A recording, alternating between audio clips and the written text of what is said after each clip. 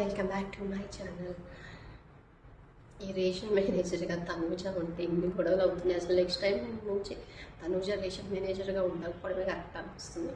ఎందుకంటే తను ration manager ఉంటే ఎందుకో గొడవలు, ప్రతిదీ కావాలని గొడవలు చేస్తారు. అక్కడ తన తప్పు చాలా వరకు ఉండదు, తనూజ తప్పు. కానీ తన మొక్కు ఇట్లా పెట్టి ఇట్లా కొట్టి అనడం వల్ల, చెప్పడం వల్ల వీళ్ళందరికీ ఇంకా గొడవలు ఎక్కువ అవుతున్నాయి.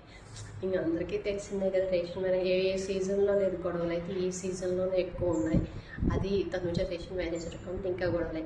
పాపం తన తప్పు ఏమి ఉండదు, 99% తన తప్పు ఉండదు. ఆ 1% ఏంటంటే తను ఎక్కువ ఏదన్నప్పుడు చెప్పకపోవడం, అక్కడ అది కరెక్టే మాట్లాడేది. కానీ అది అరుస్తూ చెప్పడం వల్ల, మొహం ఇలా పెట్టుకోవడం చెప్పడం వల్ల రొసరొసలాడింది. ఇప్పుడు అట్లా పెట్టుకోవడం చెప్పడం వల్ల వాళ్ళందరికీ తప్పు చేస్తున్నట్టు, ఏదో మా మీద అరుస్తుంది, ఏం ఫుడ్ పెడుతుందా అన్నట్టు వాళ్ళు బిహేవ్ చేస్తారు అన్నమాట. రేషన్ బిగ్ బాస్ ఫుడ్డే కదా, ఎందుకు అలా చేస్తుంది, మాకు పెట్టచ్చు కదా, అందరికీ ఈక్వల్గా పెట్టచ్చు కదా, మేము అడిగితే ఒకలాగా వేరే వాళ్ళ ఒకలాగా అన్నట్టు ఇంకా హౌస్లో అంతా నడుస్తూ ఉంది. నిన్న అంతా అదే జరిగింది ఫుడ్ గురించి వెనకాల. అది కాకుండా మాదిరి గారు చాలా హట్ అయ్యారు. నేను మధ్యాహ్నం ఆమె అన్నం తినలేదంట, నైట్ ఆకలిస్తుంది, ఇంకొక చపాతీ ఎక్కువగా, అందరికీ 2 చపాతీలని వేశారు. ఇంకొక చపాతీ నేను ఎక్కువ కలుపుకుంటానని దివ్యాన్ని అడిగాను.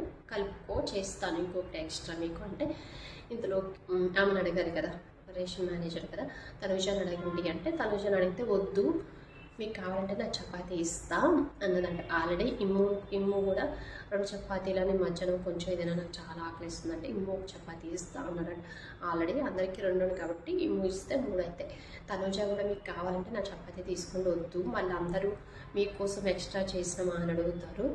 సో మళ్ళీ వాళ్ళకి సమాధానం చెప్పాలి, వద్దు నా చపాతీ ఇస్తా అంటే. ఆల్రెడీ 4 చపాతీలు అయినాయి కదా, తను మాదిరిగా తినొచ్చు కదా. లేదు నాకు చపాతీ ఇవ్వనన్నావా, నేను అడిగితే చపాతీ వద్దంటావా అని.